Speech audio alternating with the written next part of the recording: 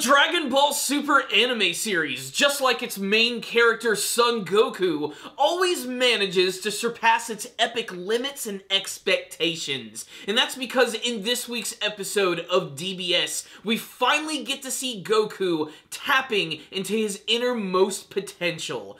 Spoiler warning if you haven't watched this week's episode, go watch it right now and then come back to this review. Guys, this was purely an epic, manly episode of Dragon Ball Super. Goku goes Ultra Instinct again against Kefla. This, to me, was such a big, epic fanboy moment. Like, I was watching this episode with a couple of friends, and when Goku immediately went Ultra Instinct at the end of this week's episode, I swear that I was squealing like a frigging fangirl. I felt like I was a 12-year-old again, at home, watching Toonami, Dragon Ball Z. I'd never seen the episode before, I didn't know it was going to happen, and I was just being amazed by the over-the-top ridiculousness that I was seeing explode off the screen, and that's exactly the feeling that I got from this episode right here. It was solid from beginning to end, and honestly, I was a little worried. The first half of the episode didn't look that great. There were some really epic moments, and we're going to talk about all of them. Let's just say that this episode was simply salvaged by its epicness. So, before we even get to Goku versus Kefla, let's talk about some of the other big scenes which are going on in this episode. There's a surprising amount of them, which I really do appreciate. I love that we're still seeing the battle between Gohan, Piccolo, and the other two Nameks from Universe 6. I honestly believe that these guys are going to be kind of like a wild card for the series. The fact that they're one of the remaining warriors from Universe 6, I think, does make them important.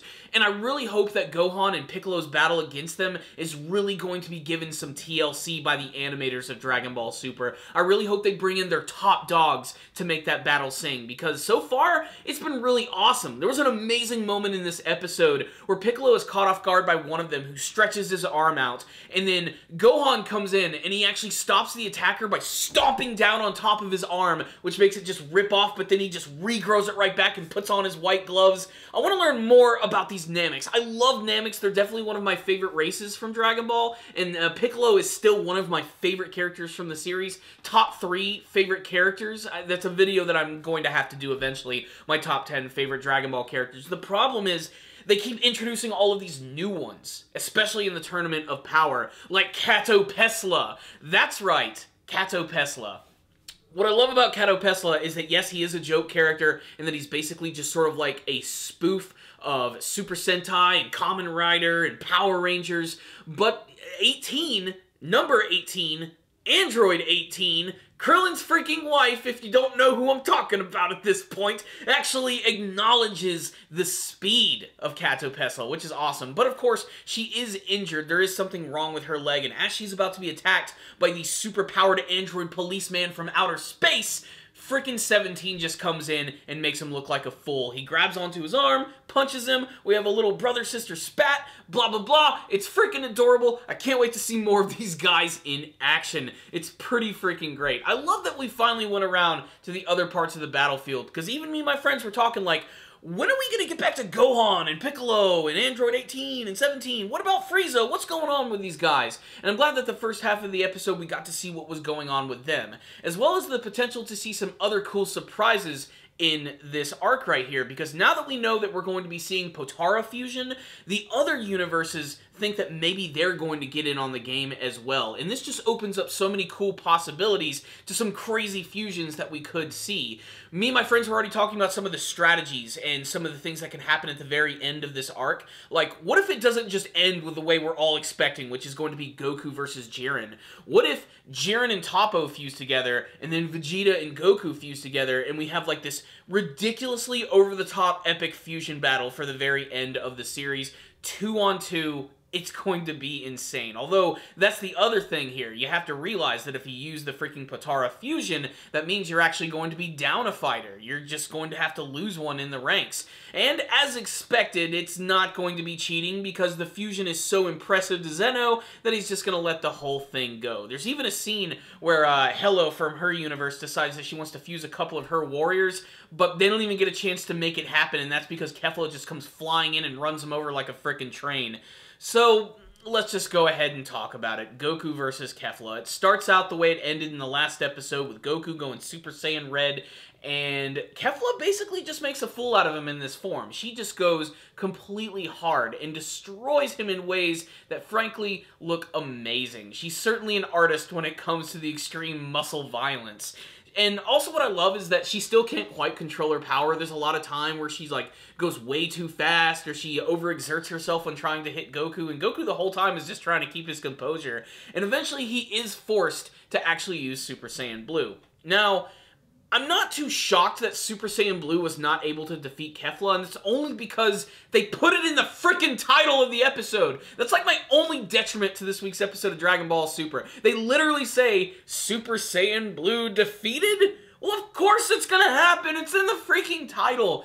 And I thought there was gonna be another twist for Goku being defeated, and, you know, they went Ultra Instinct, which totally I am okay with. So, like I said, Goku went Super Saiyan Blue, he ends up getting his freaking butt handed to him by Kefla, and then he just sort of falls down. That's it. Everybody's freaked out that Goku lost, but he manages to stand up, and right as he's about to be attacked at the very end, he activates his Ultra Instinct ability, which is nuts, to say the least.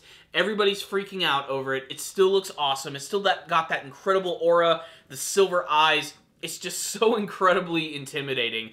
And just like the last episode where Krillin was stating like how much Goku always manages to exceed his very own strength and limitations, man, he did it again in this episode. I mean, really think about it. Goku went Ultra Instinct, lost against Jiren, was the mayor of Strugglesville for a couple of episodes, and he actually brought himself back from the brink of destruction by continuing to power up again. It's insane, and I can also understand why some fans of the series might think that it's a little too crazy and over the top, and that it doesn't make sense, and that power levels mean nothing anymore, and so do the transformations. This is just something that Goku's been doing since the beginning of the series. Just now he's taking it to this incredible new level that we've never actually seen before. And the reason that he's able to do this is because of all of the training that he's been doing with Whis and Beerus. This is truly the very next level of Goku that we're witnessing here, and we're actually seeing him evolve as this entire tournament is going on. It's also tied, of course, to his Saiyan roots, where after every single battle, they manage to get even stronger. And Goku has already had a lot of fights in this tournament right here. Basically, Goku's in fighter heaven, and he's getting ready to unleash all of his wrath against everyone. And the battle between, like, Blue and Kefla is still really freaking satisfying, especially because Kefla actually does have to go Super Saiyan to go up against him. But Champa even believes that in that form, she's more than enough. I mean, the only other twist they could add here to make this even crazier if somehow maybe in the middle of this battle, she somehow is able to activate, like, some sort of godlike power. I don't want that to happen, though. I still want, like, the whole Super Saiyan God thing to be something that's really hard to obtain and something you truly do have to work for. That being said, Ultra Instinct is a horse of another color. It's something completely different than we've seen from the series, and I really love seeing it every single time. It's definitely my favorite Goku form thus far. I love the simplicity of it. I love the silver eyes, and man, I just love the overall aesthetic of the blue aura, and the fact that it makes Goku look more like classic Goku, which I really do appreciate. I'm a big fan of Super Saiyan. I think it's really cool, but once everybody started to become a Super Saiyan, its distinctiveness sort of went away. Everybody just had golden hair. And now for Goku to go back to sort of like a version of his original design with some minor cosmetics attached to it, I don't know, it just feels really classic and awesome, like he's truly tapping into his innermost power.